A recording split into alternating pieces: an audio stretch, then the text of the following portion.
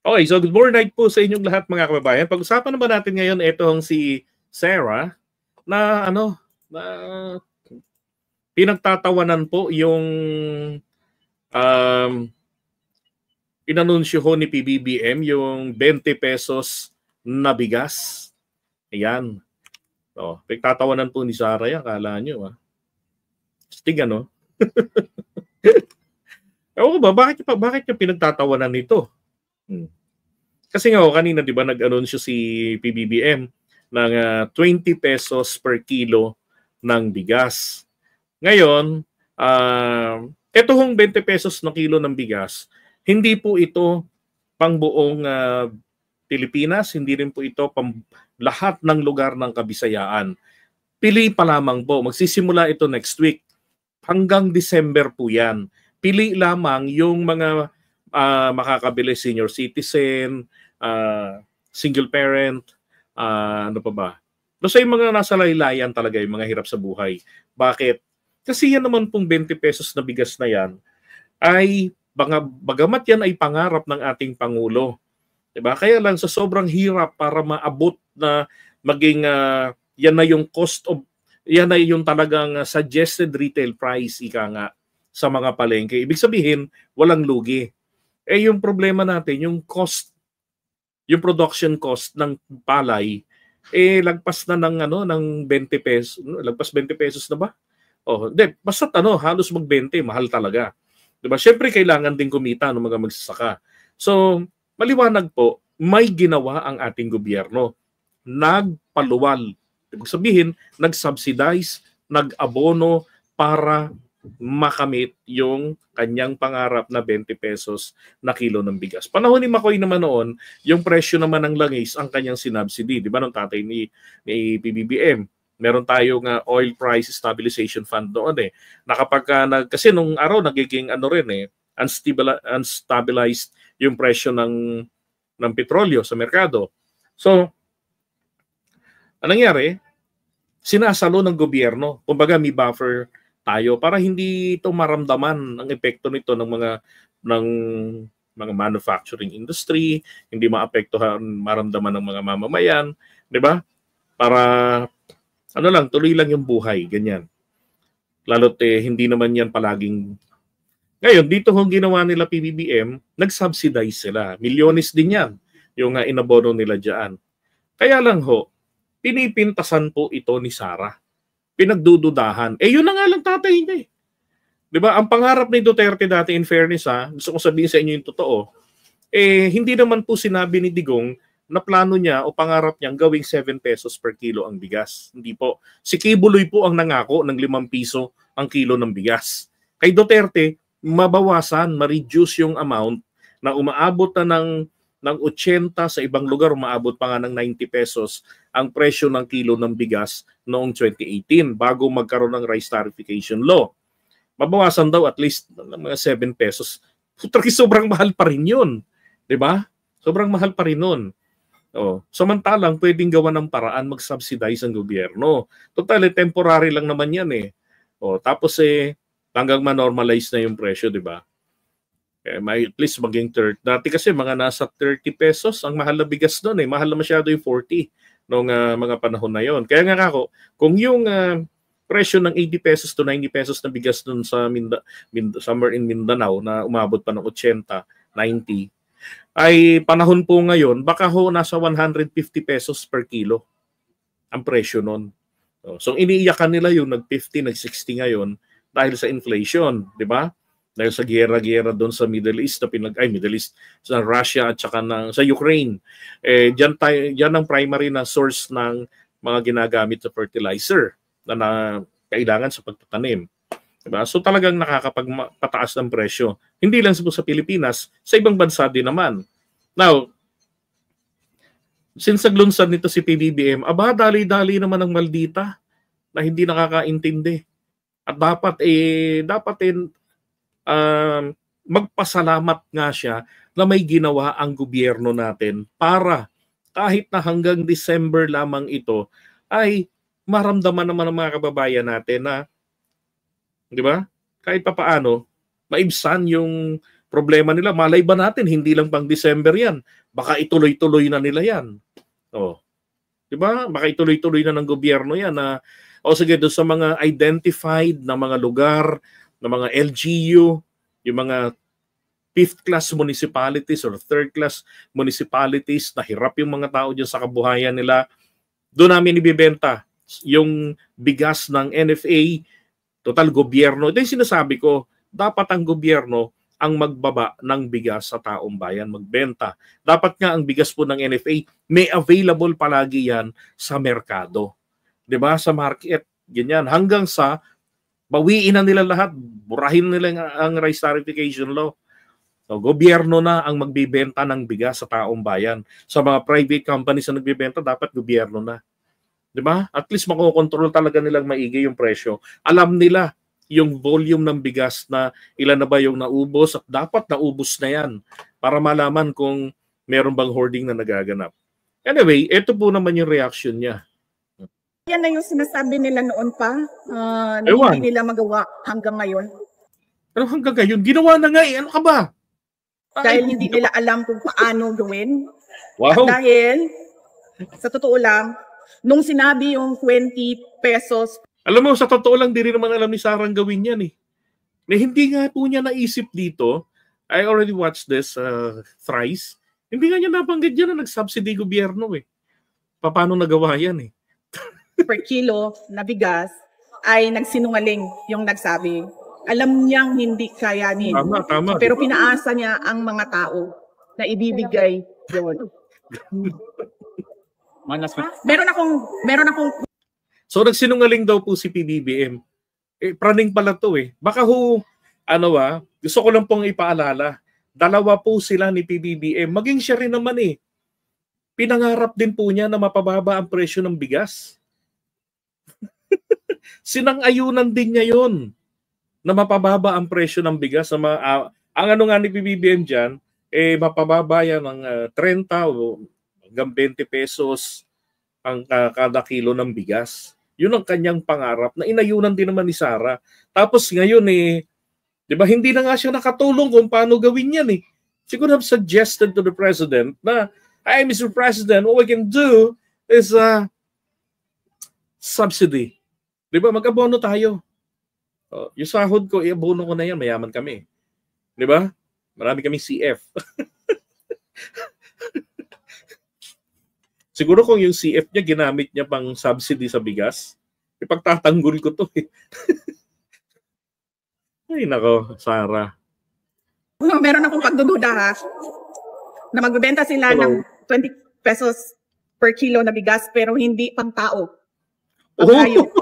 Kanang ginatawag nila ano sa bana siya sa Murag Lamaw? Dog food? NFA? Ganyan. Ganun ba yung bigas ng NFA, sir?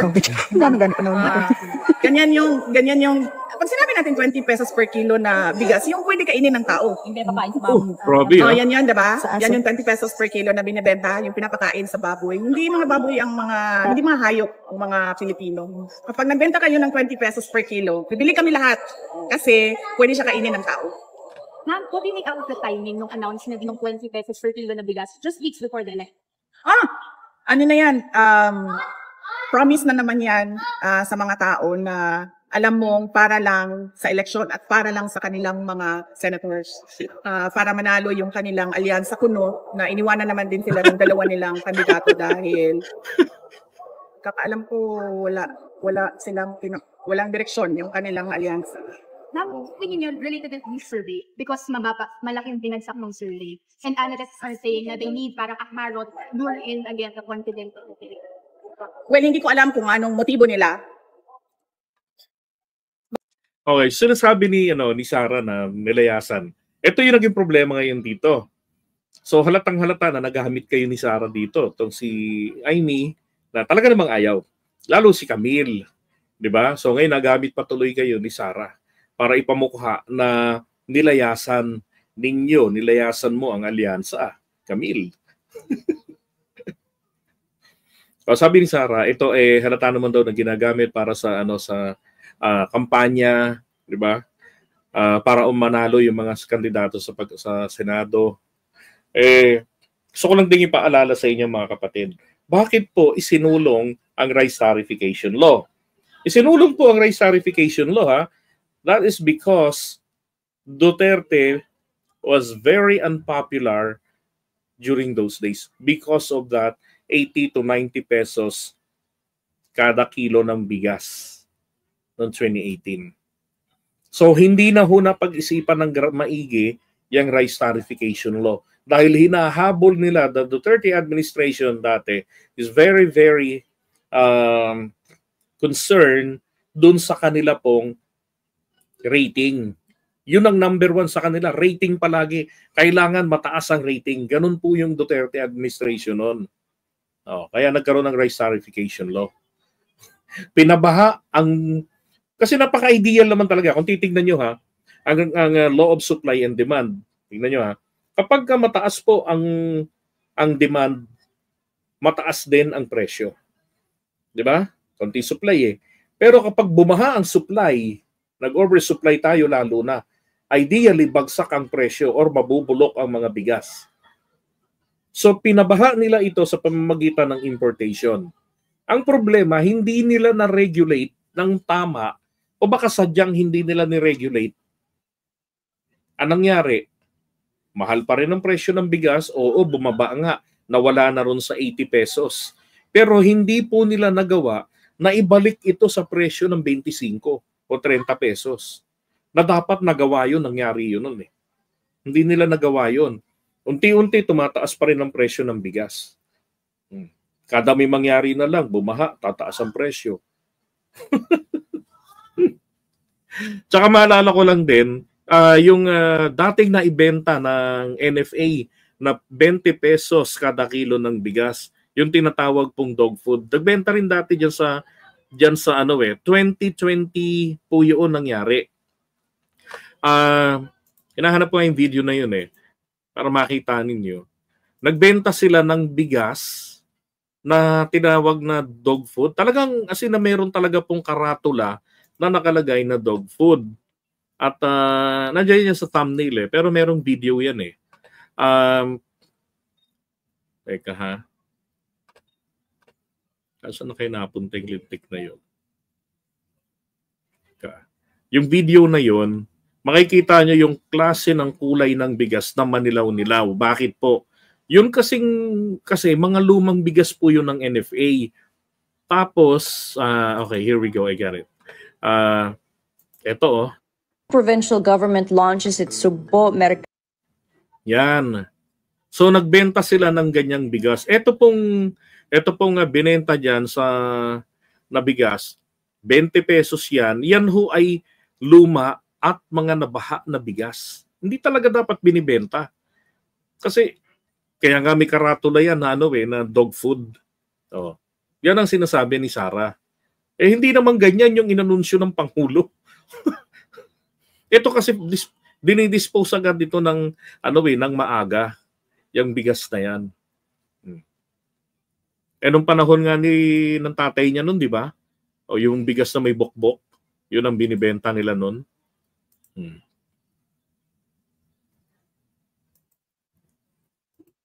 Yan yun, 20 pesos. Bokbok pa yung bigas nun, panahon ng tatay niya, hindi niya maalala ngayon. Ito lang challenge ko Kapag ang NFA po nagbenta sa inyo diyan sa Cebu ng lumang bigas at kakulay nitong manilaw-nilaw, may mga talagang sira, hindi talaga pang consumption ng mga tao. Videohan nyo, i-upload nyo sa SOCMED. Pero dapat din pong maging maingat ang ating pamahalaan. Ito lang ang paalala ko. Baka sabutahiin kayo diyan. Baka yung bigas na ibenta diyan ay palitan, nakawin, di ba? O ipanakaw ng NFA natin dyan. Kasi kung sino naman po yung NFA personnel dyan, yun din yung NFA personnel nung panahon pa ni Pinoy, nung panahon pa ni Duterte. Sila rin yan Empleyado yan ng gobyerno Kaya kailangan po magbantay din ng gobyerno natin. 'Di ba? Na tignang maigi na ito ba ay hindi mapapalitan, hindi magkakaroon ng switching ng bigas. Baka magkaroon ng switching Alam ng Pangulo, matino yung kanyang bigas na binibenta roon. Tapos ang mabibili ng mga tao ganitong klase, yung binenta ng 2020. 'Di ba? Yan ang isang ano lang dito, issue na kailangang mabantayan nilang maigi. Yes, inaano na naman nila yung mga tao, binubudol na naman nila yung mga tao sa 20 pesos per kilo. Yan naman si Budol. Balik na naman si Sara sa Budol. Recycling ng argumento at ng atake. Na bigas. At magdududa ka dahil bakit Visayas lang? Hindi ba nagugutom yung mga tiga Mindanao? Hindi ba nagugutom yung mga tiga Luzon? Bakit 20 pesos per kilo? Huwag kang mag-alala. Ano pa lang naman kasi yan, simula pa lang yan. Panimula pa lang yan. Darating at darating din yan. No. Pinasok na nga kayo ng presidente, di ba? Nung isang araw, namigay dyan ng mga sasakyan. Kasama yung PCSO. Feeling kasi nila Sara eh. Di ba? Yun yung problema ha. Napansin nyo rin nun. Presidente si Digong. Mayor si Sara, ano ba naging asenso? Ano nasabi na lang natin, labas ng, yung Davao na lang, bakit marami parang informal settlers? Bakit may slum area pa rin? Or slum areas? Bakit konting kumukulog pa nga lang daw po nagbabaha na dyan? Diba? Bakit ang Mindanao hindi man lamang pinabaha ni Duterte ng proyekto noong panahon niya? Hinuli pa nga niya Mindanao eh. Bakit tinipid niya yan? Kasi gusto nila talagang maghirap. Maghirap. Ganyan ang racket ng mga political dynasty sa totoo lang. Gusto nilang maghirap yung lugar nila. At aambon-ambonan lang nila na kung tutuusin, pwede lang pabahain ng grasya. Diba? Pati yung kalidad ng edukasyon at daanan, wala. Puro repair, samantalang marami pang dapat gawa ng kalsada. Hinuli sila ni Duterte. Para manatili sila sa kanilang kalagayan at ang masisi, di ba? Ang presidente natin. Tapos sila bida. Bakit? Papaalala lang sa taong bayan, noong panahon nila, nabot sila ng 90s at trust rating at saka sa performance rating. Hindi naman nila nakain yung rating. Di ba? Pride lang na taga Mindanao galing yung presidente. Pero yung talagang nangyari sa buhay nilang nagbago, wala. Doon nga sa Marawi, galit ang mga taga Marawi kay Duterte. Dinurog, sabi nga nila sa akin nung rally nun nung December 17, December 7. Bakit namin susuportahan si Duterte? Dinurog nyo yung syudad namin. Tapos susuportahan namin kayo? Sabi niya yun. May kako, pwede naman kasi, di ba may sundalo tayo, dami-dami. Pasugurin mo yun. Naka-armor yung sasakyan. May sniper tayo isang katutak. May mga brand yung helicopter na Hawk, Black Hawk. Bakit hindi ginamit lahat yan? Di ba? Gusto lang talaga na maging battleground ang Marawi. Para sa mga tag dito, yung mga high-tech na mga kagamitan, mga bombang binili nila. Ay, nako. Lang. Dito sa Visayas. At bakit merong meeting sa Cebu Capitol ang lahat ng mga governors o karamihan ng mga governors sa Visayas? Ako na sasagot. Ang sagot doon para i-promote ni PBBM yung kanyang programa na 20 pesos na bigas at yung mga kandidato syempre ng unit ng alyansa. Okay? Yun na yun, diretsuhan na tayo. Ngayon may problema ka ron, Sara. At tagal mo na rin Vice President, kasabay ka ni PBBM Milyones na ang perang hinawakan nyo Bakit hindi mo naging programa ang mag-subsidy ng bigas?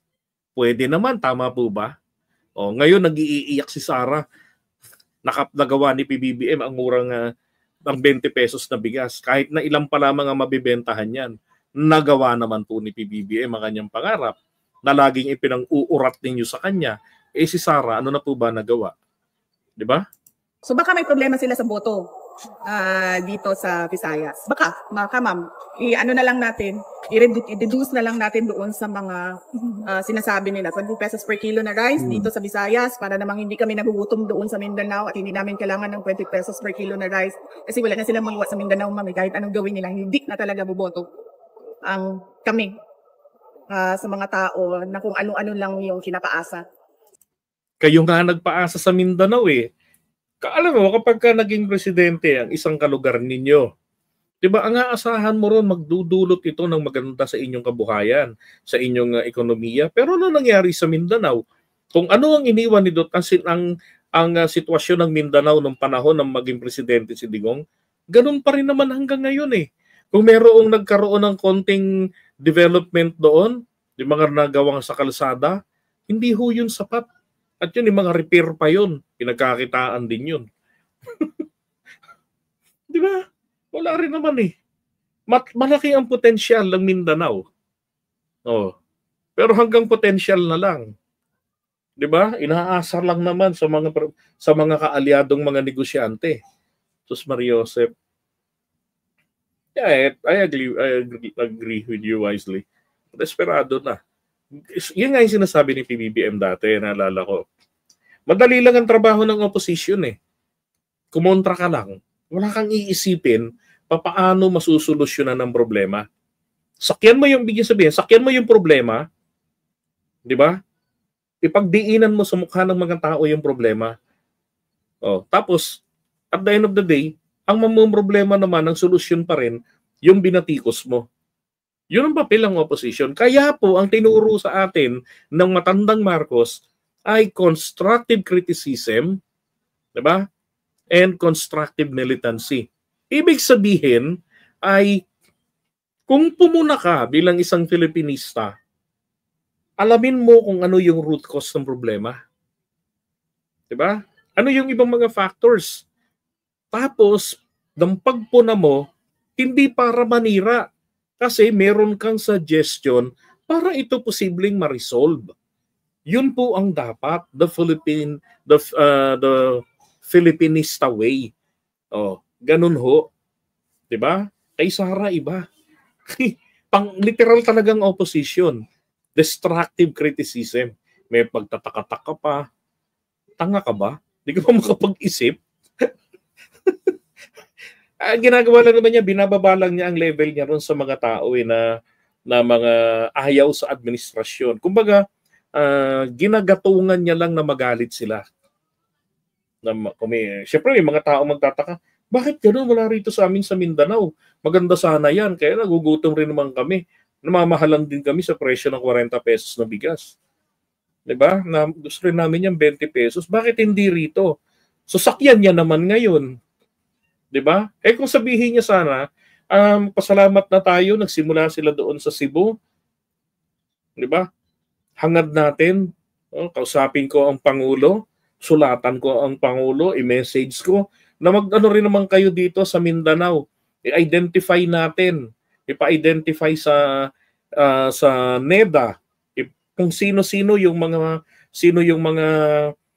talagang hirap na mga LGUs dito. Sila yung babaan rin natin ng murang bigas. Oh. Yung mga programa namin, i-divert namin ang pondo dyan. I-subsidy rin sa bigas. Yun po yung maganda. Hindi porke kasi magkalaban na sa politika, 'di ba? Sirain na hindi. Dapat kahit magkalaban kayo sa politika, since isang tao lang iyong pinagsisilbihan at ikaw ay may pupuntahan ka pa, may political career ka pa. After 2028, pwede ka pang magpresidente. 'Di ba dapat ganun? Oh, hindi yung para ka nang panira na lang talaga ng lipunan. Kasi PBBM, wala na yan eh. Tapos na yan after 2028 eh. Diba? So ibig sabihin, kung gusto mong magpasikat, samantalahin mo ang problema ng bayan. Tumulong ka sa gobyerno na masolusyonan yung problema. Malay mo, suggestion mo pala yung pinakamagaling na i-consider. Diba? Bakit kailangan mong itago yung galing mo? Kung meron ha. Diba? Wala eh, ganun kabulok ng mga to eh. Dapat ka magpasalamat, nagawa yung 20 pesos na bigas.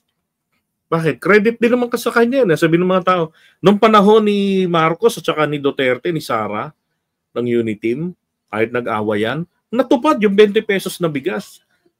Kasi kung talagang gusto, may paraan. Kung ayaw naman kasi, isang katutak at anli pa nga ang dahilan. Diba? Hindi rin naiisip ni Sara yun eh.